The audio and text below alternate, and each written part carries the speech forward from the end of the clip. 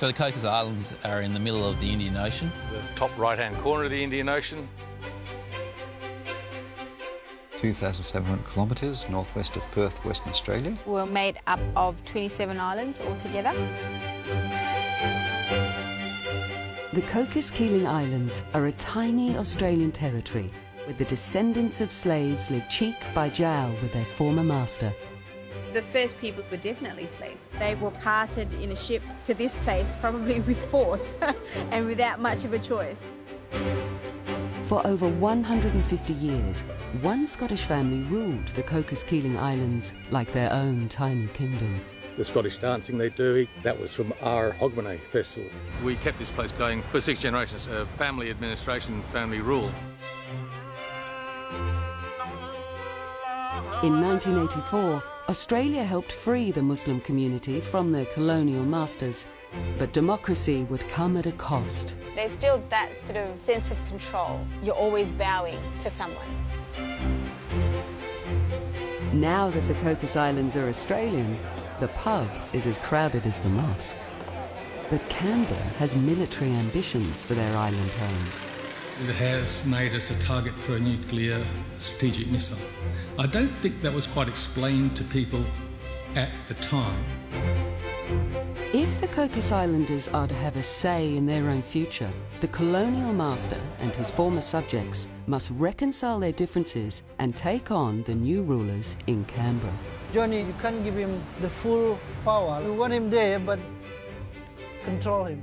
What could possibly go wrong? So how's things? Good?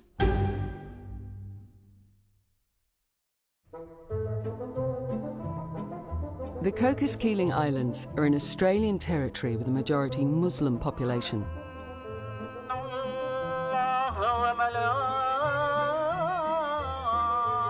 Nearly 3,000 kilometres off the coast of Western Australia, they're closer to Sri Lanka than Sydney. Of the 27 islands in the Cocos Archipelago, only 2 are permanently inhabited, and by 2 radically different communities. I usually tell people I live in one country, work in a different country, because the culture is so different. On Home Island are the pious and teetotal Cocos Malays. Descendants of slaves and convicts brought here to work on coconut plantations. And the While on West Island, an Anglo-Australian community claims the dubious distinction as some of the world's heaviest beer drinkers. Come in, Spinner. Big spinner. West Island's most infamous resident is John Clooney's Ross, whose family governed these islands for over 150 years. Is that not a sexy banana? Look at that. Just satisfying holding one of these. Look at that. Oh, can't hardly get your hand around it.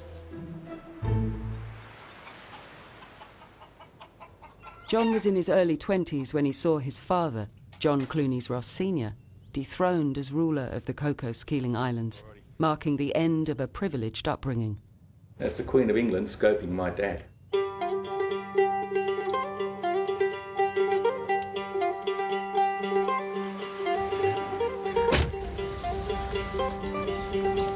When Australia took control, John's family soon descended into bankruptcy.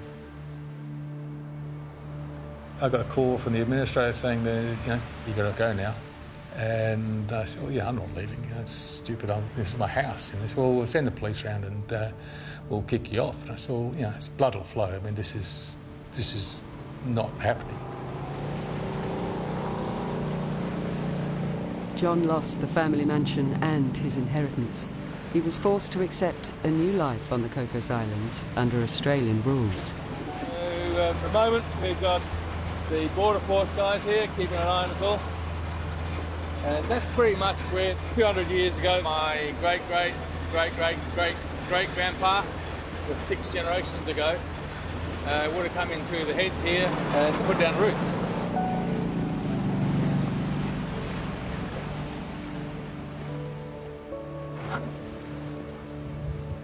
John still carries the divisive legacy of his colonial family. The first Clooney's Ross to settle here laid claim to the Cocos Islands. planting coconuts with a workforce of indentured labourers and convicts collected from across Southeast Asia. The Malay community that came here originally on my family's ships, and then to work the plantations we brought more and more in from around Malaysia, Indonesia. These girls are not wearing their Sunday best. This is their normal work attire, as they skillfully slice up the coconut. It was quite an advanced community, especially for the area, like for around this sector in Asia. We kept this place going for 6 generations, so 200 years of family administration, family rule, with no outside reference at all, till mid-80s, 84, and the Commonwealth took over. The islands now form one of the territories of the Commonwealth of Australia. The speaker's there, just signalling the break of fast. So the first people who came to Cocos were definitely slaves, and that was their purpose. Siti Ruqayyah lives on Home Island in a community of around 450 Cocos Malays. Like most people here, her family traces its roots back to the original settlers. Apparently we've got a little bit of Dutch, Papua, Chinese, Malaysian specifically. I don't know about you, but even to me, Malaysians all look alike. But whereas when you look at us, we look more Indonesian. For 6 generations, the Cocos Malays have lived and worked on this tiny coral reef, around 2 kilometres long and 1 kilometre wide. Mum's always telling me stories about how they would still have to get off their bikes and bow to John Clunies Ross and his supervisors whenever they went past. It was compulsory for you to do that or you get punished. In the 1970s, Australian journalists exposed the outdated colonial world of the Clunies Ross dynasty. These days there are many dispirited Cocos Islanders living on Home Island, the centre of the Clunies Ross estate. From then on, its days were numbered. A decade later, Siti's family were offered the chance to vote for their freedom. I think it's really hard to say what their expectations are when they voted. For the first time, the Cocos Malays are given a say on their future.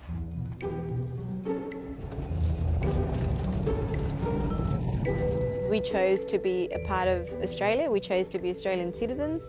All we've known is Cocos, and that's not your typical Australian suburb. It's like going to a day spa. So Rahman grew up here for a little bit when he was still a boy, but then he's lived in Perth pretty much the whole of his life. Siti's brother-in-law is preparing for his upcoming wedding, a celebration for the whole village that can last up to a month. He's not used to the full extent of the Cocos Malay wedding. Takes a few days to get ready, that's for sure.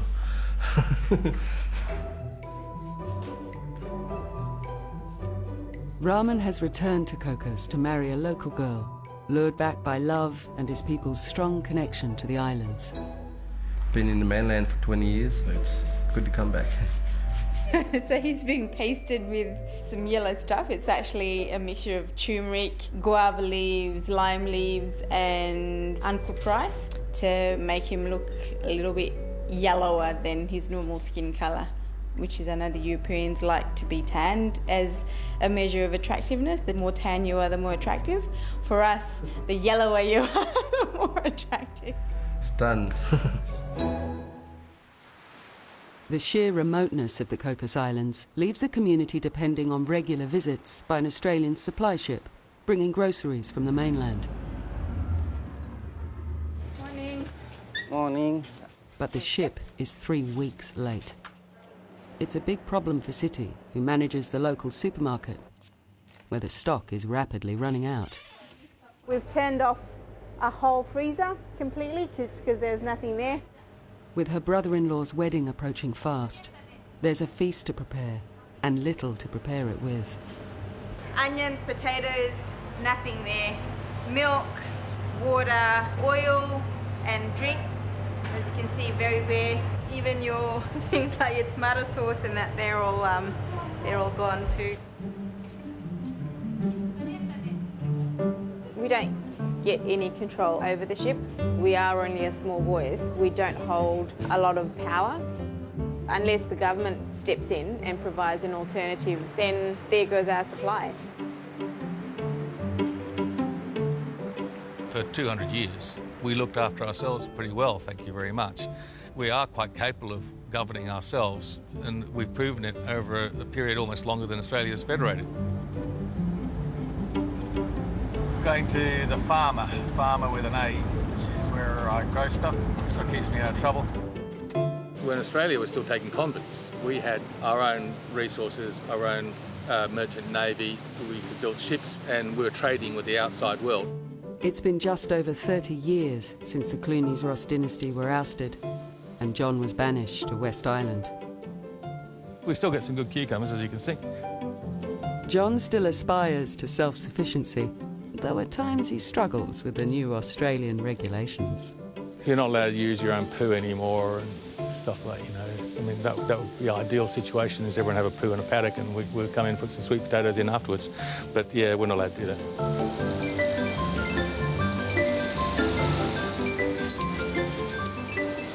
This is the shade house. Seedlings around here, so this is my seedling area, and there's some more carrots coming up there. So this is mint, Chinese greens, line of basil. Yeah, I can't grow tomatoes over my bloody life. So these are bees here. They're pretty mellow. Yeah, well, I learned a bit from the old man. He loved his seaweed. It's got all the nutrients you need in it, but it's really hard to get seaweed at the moment, and if you get it, that's the duck's nuts. Some nice yellow capsicums there, very nice. Some rats. I was catching 4 a night when I first started. Now we're down to maybe 5 a week. And you sort of drown those in a special bucket over here for drowning rats. Oh, job done. Ex-rat. Come on, everybody. The supply ship is still nowhere to be seen, but the Cocos Malays are pressing on with wedding preparations. The father of the bride is Ron Grant. He's a unique figure on the island, an Australian mainlander who converted to Islam and started a family here. Weddings for Cocos Malays are extremely important because it's basically a contract between two parties, our family and another family. They join together. Because we're so isolated, the lack of facilities, a lot depends upon the community assisting each other. You've got to remember the population is only about 450 people, and the family networks are very extensive because it's been a very closed society for many, many years.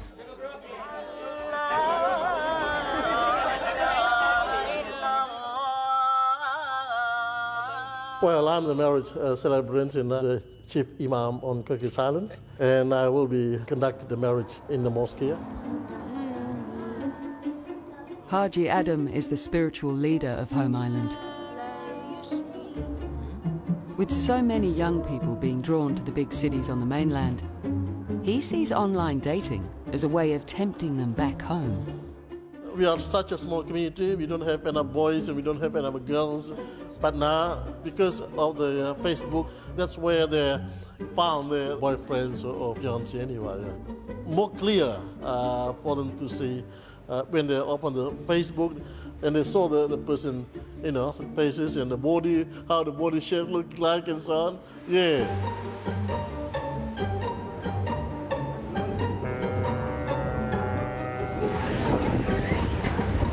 It's the day before the wedding, and the supply ship finally drops anchor.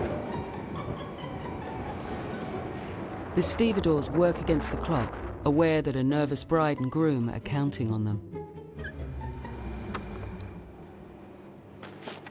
With the supermarket shelves restocked, City joins the women to help prepare the wedding feast.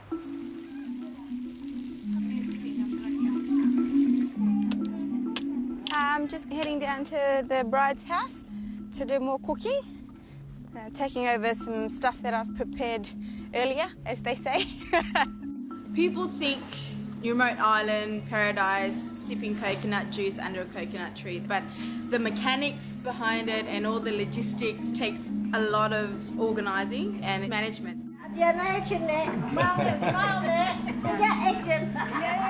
This is some sort of glutinous dessert made out of pumpkin. The ceremonial dish served at a wedding would normally be the red-footed booby, a migratory bird that's helped the Cocos Malays survive in isolation for 6 generations. Historically, it's been part of our identity. I was brought up eating that. You know, you saw the chicken and with the sort of sambal sauce there. In the olden days, it'd probably be booby bird. But shortly after they joined Australia, Canberra signed a treaty classifying the booby bird as a protected species. And now their traditional meal is off the menu. A lot of the people here think that they should be treated as the turtles are treated for the Aborigines because that was part of their main diet culturally. It'd be good, especially for the older people, because they crave for that as part of their diet still.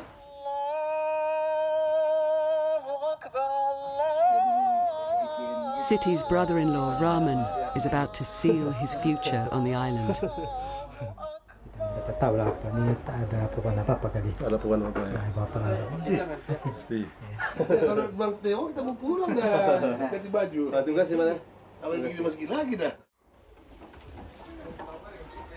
Cocos Malay weddings have evolved in isolation. A unique blend of Islam and the animist traditions of the first settlers.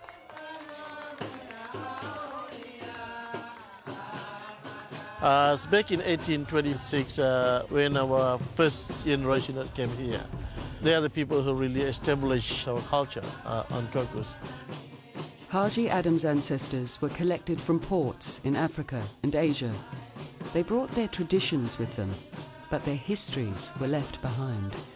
When they arrived, nothing here. There's no one living in Charlie. It's really bushes. The Cocos Malays have no knowledge of their ancestry prior to settlement, and their culture has been built from scratch on these islands. That's why people here on Cocos should be considered as an indigenous community.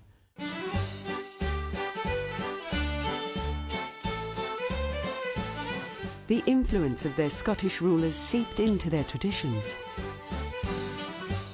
And now Siti and her family dance a Scottish jig in a hijab on a tiny island in the Indian Ocean. The connections the Cocos Malays feel to Cocos Island runs as deep as it gets, really, because this is what we know. This is what our generations have known. Our first ancestors were here. So it goes down really deep. It's like as deep as some of the roots here of the trees who've been here forever.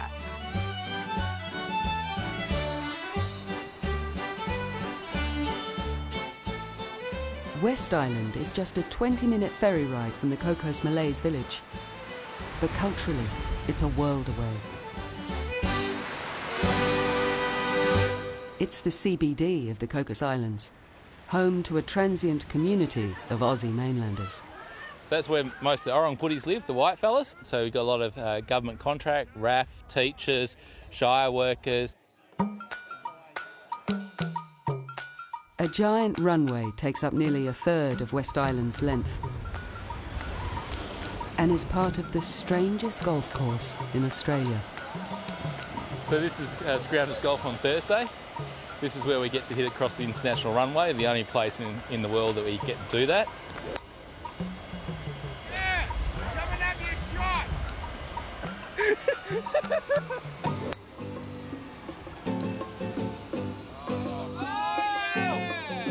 Aaron Bowman is the CEO of Cocos Shire Council.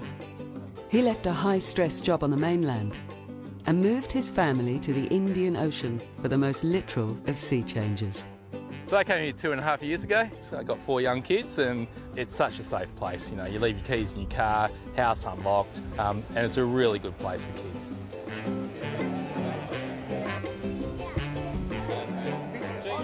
Aaron's invested his family's future on the Cocos Islands. But their new life is about to be turned upside down. The Cocos Islands runway is an important strategic asset for the Australian Armed Forces. And Canberra has told Aaron that they're planning a major military expansion. Whatever happens, 100 personnel comes, they have planes landing every 5 minutes, upping the military presence and that's a huge decision.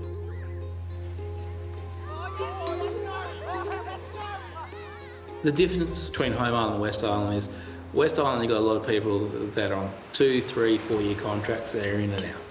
If they don't like it, they can leave. Home Island don't have that choice. This is their home. This is where their parents or grandparents are buried, so it will have a bigger impact for the Home Islanders.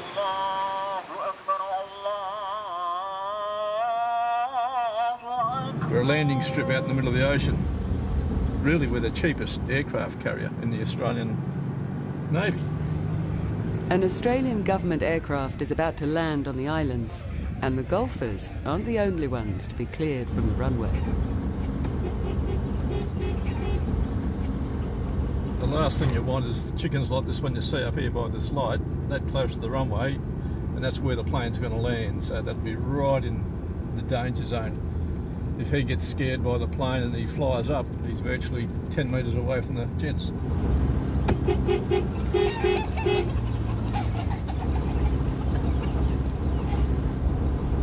All traffic COCUS. Car 2 has vacated runway 1533. Wildlife inspection complete. COCUS.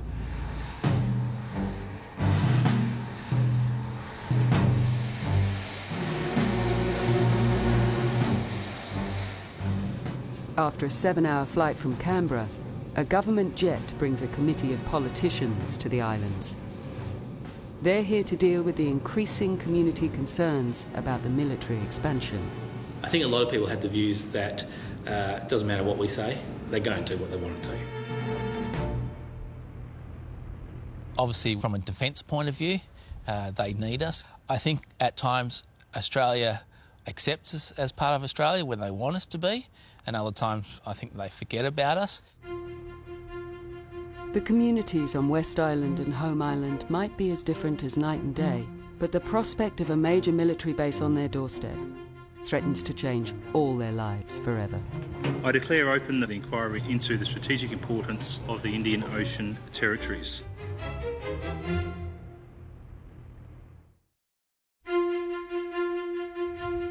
Good morning. Thank you participants for their written submissions and making time to speak to the committee today. I also welcome anyone who's come along to observe today's proceedings. The politicians have called a public meeting. Some Cocos Malays are worried that Australia's plans have little regard for the impact on their unique culture. And John Clunies Ross knows all too well what it feels like to be steamrolled by Canberra. Today's focus will be on the impact of local communities. I'd like to talk about the current defence capabilities here on the island and about what future defence capabilities may be. I might just welcome Mr Clunies Ross to the inquiry. And Mr Clunies Ross, that's something that you accept, the fact that your location here provides strategic importance? I was told that it has made us a target for a nuclear strategic missile. I don't think that was quite explained to people, but now we are a target for a strategic nuclear weapon, and we were vaporised at the start of the Third World War. I think you can do pretty much whatever you like, because as soon as that button goes, we're gone. During World War II, John's grandfather agreed to let Allied forces use the West Island runway. Japanese bombers attacked in retaliation, destroying 27 houses and killing 2 Cocos Islanders. Kalau perkara sudah besar terjadi, jangan sampai nanti kita ini kena tercabut daripada pulu bawa di mana-mana. Itu tak mau terjadi begitu. You all keep saying that how unique we are, how, you know, we're culturally diverse, how unique we are. With the rebuild of the runway, and then with the more defence force being here more, we keep bringing all this outside environment, all the influences to the islands, then I see that as a concern. The islanders' comments raise eyebrows from the politicians, prompting questions about the Cocos Malays' allegiance to their adopted nation. To what part do the islanders feel part of Australia? If you don't feel part of Australia more broadly, that is a question of strategic importance for us. We're Australian, and not a lot of people realise that. They may be Muslim. They may also be originally from Southeast Asia. But there is no question they're not Australians. We are islanders first, and we are different, but we are Australians. We've been through a lot of changes on Cocos Island. Sometimes it doesn't go down well with the community, but if we're going to be part of Australia, we just have to take it.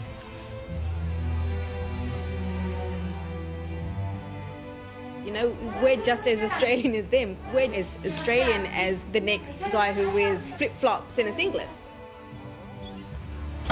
The questioning of their loyalty to Australia could not have come at a worse time.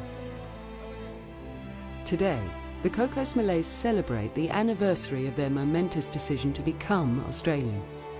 But they never thought they'd have to choose between their islander identity and their new flag.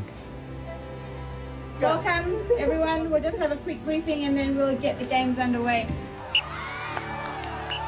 Active Self-Determination Day, that was when we chose to be a part of Australia. We chose to be Australian citizens.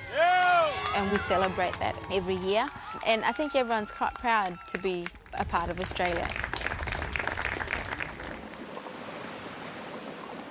I'm not a big one for Self-Determination Day. I think I don't boycott it, but I drag my feet a little bit on Self-Determination Day. These are smallest of the giant clams. We breed them for aquarium tanks, and this section here is the gonad. So you put it in the water, they pucker up if they're sexy, and they'll release sperm. If not, then we just go to the pub and we drink beer and try again next month. When the Commonwealth looked to depose my family from the position of authority, the locals voted to integrate with Australia, but what actually happened was we still got a colonial administration, so we have a de facto colonial administration. Oh, hi everybody, welcome to Oceana House. This is the old house that belonged to the Clooney's-Ross family. The visiting politicians have wrapped up their official business. Unaware of the discontent they've sown in the community, they take a tour of John's old family home. Very much the baronial manor, isn't it? Oh, it is, and that's the function that it played. Before Canberra took control, the Clooney's-Ross family governed the islands from a grand old mansion set apart from the rest of the village. So this was the first John that settled here. The Clooney's-Ross, when they had their workers here, they never ever attempted to Christianise them or change their language or anything like that, which has happened in so many parts of the world. Canberra's visit has raised troubling questions for the Home Islanders. Have they swapped one colonial ruler for another? And how can they protect their culture?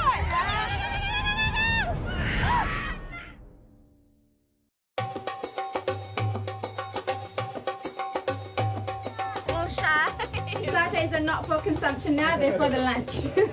Yeah, it's all building up to the rugby, so the main event of the day would be the rugby. They're pumped. The sense of camaraderie between the boys in rugby is, all-time high.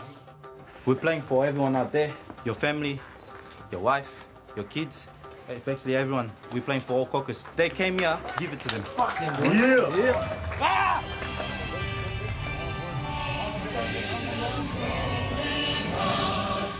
The Cocos Malays have a point to prove in front of the Canberra delegation. To be proud Australians, they don't need to surrender their Cocos Malay identity. You can be completely Cocos Malay but also still be Australian because Cocos is a part of Australia. And if people believe strongly enough in something, there is the fire and there is that passion, and absolutely they will fight tooth and nail for it.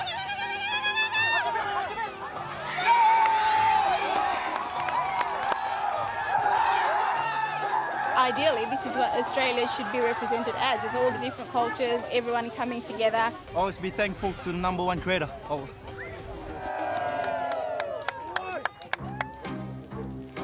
Indigenous Senator Malandiri McCarthy is a Yanyuwa woman from the Northern Territory.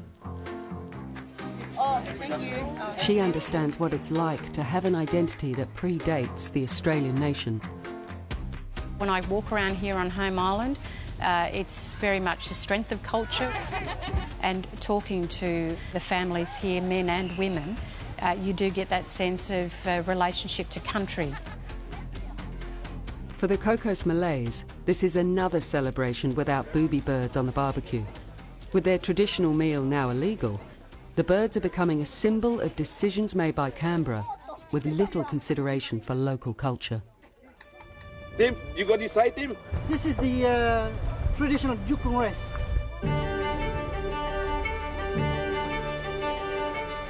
Cocos Shire President Balmut Pires is team captain on a dugong sailboat, originally used for hunting the birds.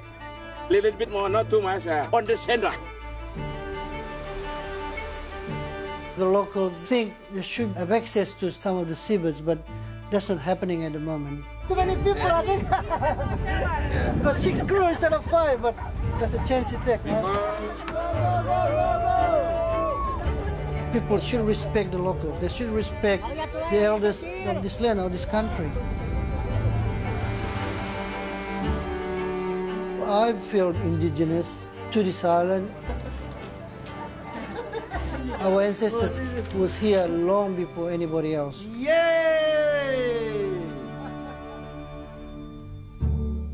I am listening to all the Cocos Islanders. I know that there are many who've discussed the fact that are they Indigenous to the Cocos? And I think probably, you know, an obvious answer would be, well, yes.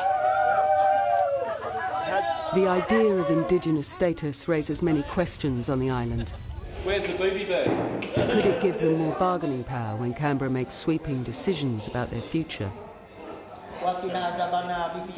It really does come down to perhaps more the definition of Indigenous. And that's a question that I think will be debated for some time.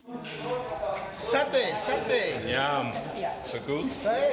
It's a little different to like Indigenous on the mainland. Yeah. We know that, but yeah, Indigenous to Cocos. Yeah. To recognise it, but also recognise that it's not the same as Aboriginal Torres Strait Islanders. Yeah. The elders are sharing their opinions with Cocos CEO Aaron Bowman. They hope that being recognised as the island's first people could help protect their culture and even reinstate their hunting rights. That's our diet. That's why they're stopping us to have that. You know? That's our diet in our ancestors. I want to find out what booby bird tastes like.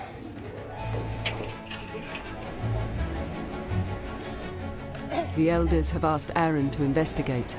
He's leading an expedition to the far reaches of the Cocos Archipelago, North Keeling Island, breeding ground for the migrating booby bird. He wants to help the Cocos Malays take the first steps on the road to Indigenous recognition. For the home islanders, this is something that they want, they've asked for, and I'm here to represent them as well, so that's what I'm doing.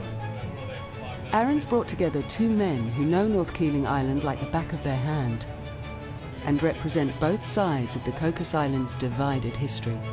Nice snooze on the way up, so no disturbing me. Nice snooze on the way back. John Clooney's Ross, whose family once ruled these islands, and Balmut Pires, a leader of the Cocos Malay community that kicked John's family out. Get out of the way, you bleed through. Whoa! Oh, shit, we've lost him. Aaron wants to revisit the issues of seabirds. So I think Aaron wants to go to North Keeling to see for himself what it is over there. North Keeling Island is uninhabited and surrounded by razor-sharp coral reef. It's notoriously difficult to access. Okay, let's go. As young men, John and Balmut both learned to hunt boobies here. But now access is restricted, and today they're under escort by a National Parks ranger. When I was a kid, there was just one bay between that point and that point. Now there's 3 bays. You want to not point? Yeah, that's what I'm worried about. Oh, you got the blunt end, so fair mate.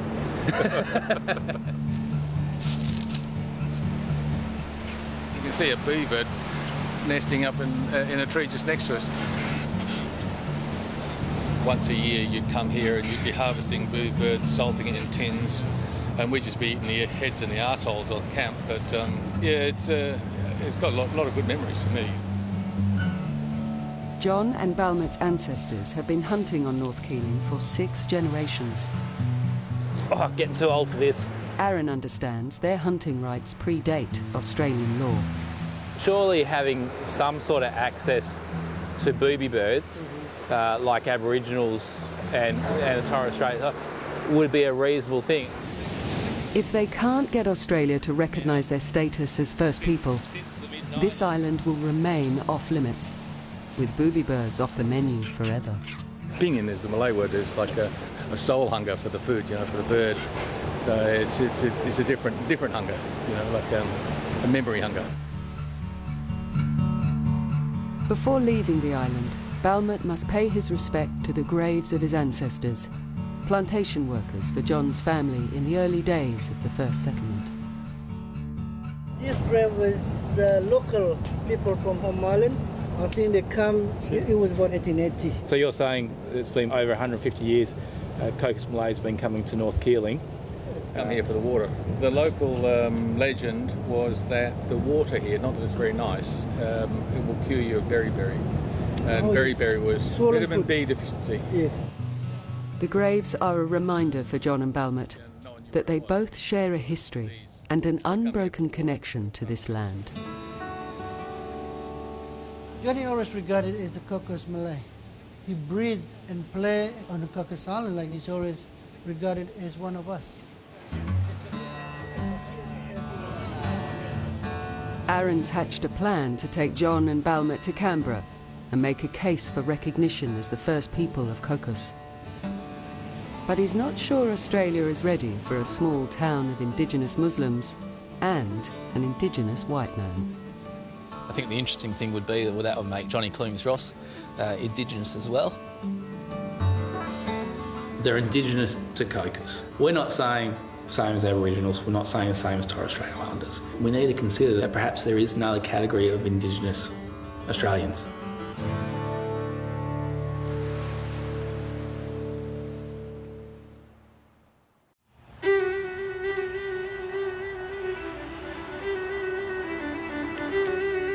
Bloody hell, man.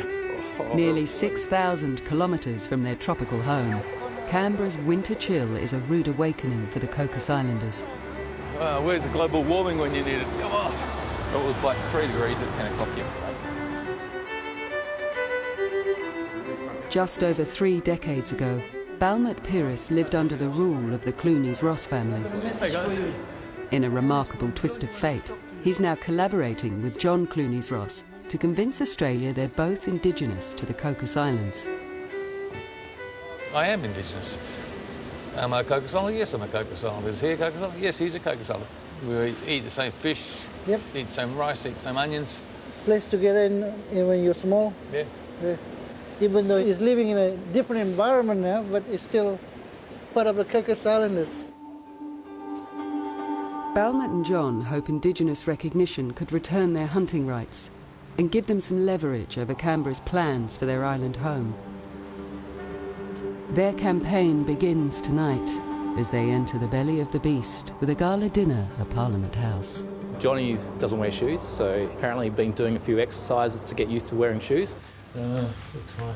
It is formal, so shirt, tie, jacket. The only time he's wore a tie before was when he's got married, and that was twice, and look how that turned out. Like a bloody orangutan in a shirt.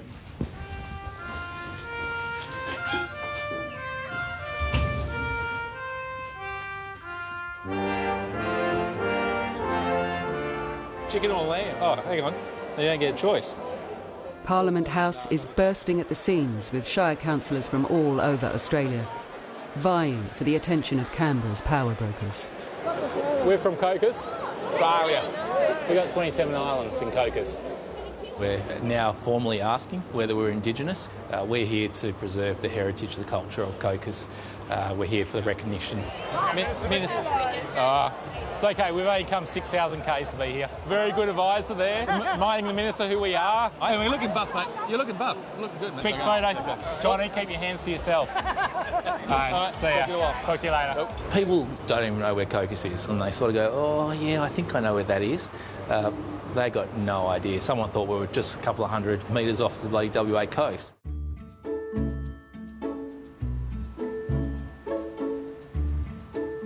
It dawns on the Cocos team that perhaps Canberra's just forgotten who they are, and they might have to blow some trumpets to make Australia pay attention. And there's times I just wish I was carrying a map because they don't know where the Indian Ocean is either. It's a very strange place. They head into the hallowed halls of Australia's government, but the men are far from natural diplomats. Well, what happened to your shirt that I gave you? Well, I washed it, put it on the radiator to dry, and it shrunk about 3 inches in every direction.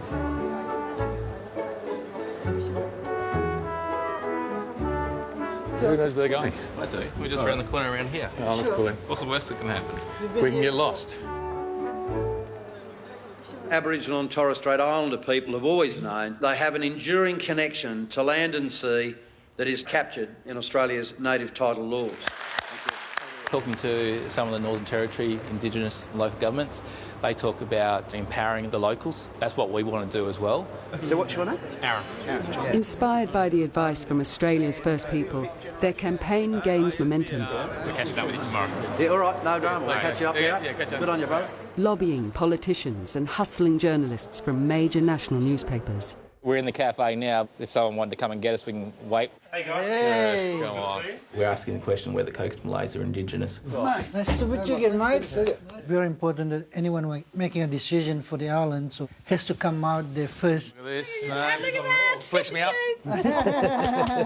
By the time they reach Indigenous Senator Malandiri McCarthy, news of their push for recognition is racing through the halls of Parliament.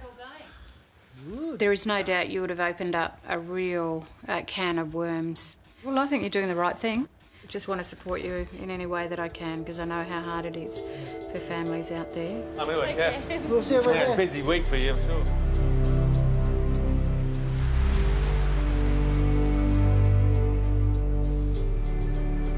They're saying that we open a can of worm, but if it's going to benefit the Cocos Islanders, then they'll go for it.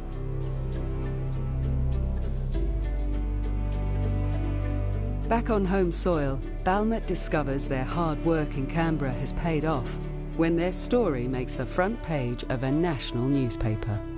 Islanders take first tentative steps in quest for a future mainland identity. It's mainly talking about getting recognition as Indigenous for Cocos Island. Australia is waking up to the idea that it may have just adopted an Indigenous Muslim population. Cocos Island is Australia, but we want to be Indigenous for Cocos Island, and it's always good to have a title. You know, it's make you proud of who you are and where you're coming from. John Clunies Ross might have lost everything when Australia ousted his family, but he sees a future for himself on these islands, living side by side with the people whose entire history is entwined with his own. If you give people rights, the sky doesn't fall in. It's not a legal issue, it's a recognition. And to me, I am Indigenous, as all my homie mates are. We're an Indigenous community.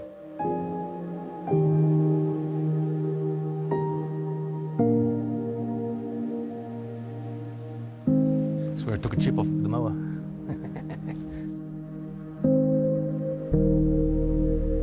My family struggled in the years after the separation, and I saw the Kampong, the homies, struggle too.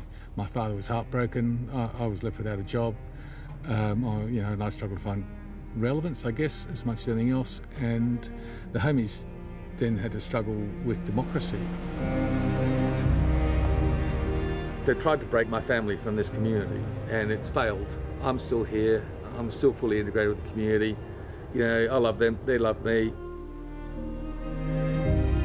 And that's where all the Cornish Ross one is.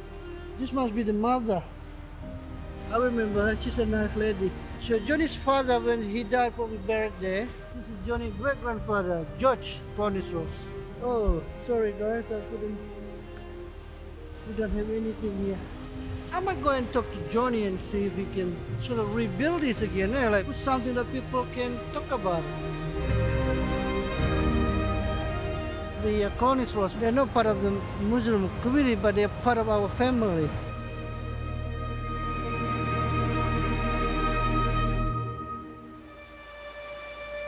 It's Australia Day, and we're in Australia.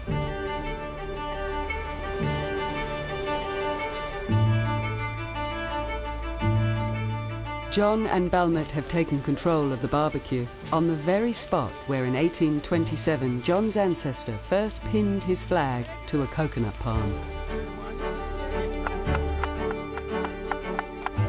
History and politics may have done their best to divide the two men, but today they come together to celebrate as proud Australians. Happy Australia Day. Selamat Australia Day. Celebrating their own tiny piece of Australia, where they can pray to Allah, play two-up on Anzac Day, dance a Scottish reel, make offerings to the spirits, and knock back a tinny or two. Australia Day is important because it's a good day to catch up with the people you work with on a casual basis, because we don't see them down the pub obviously, and they don't see us in their mosque.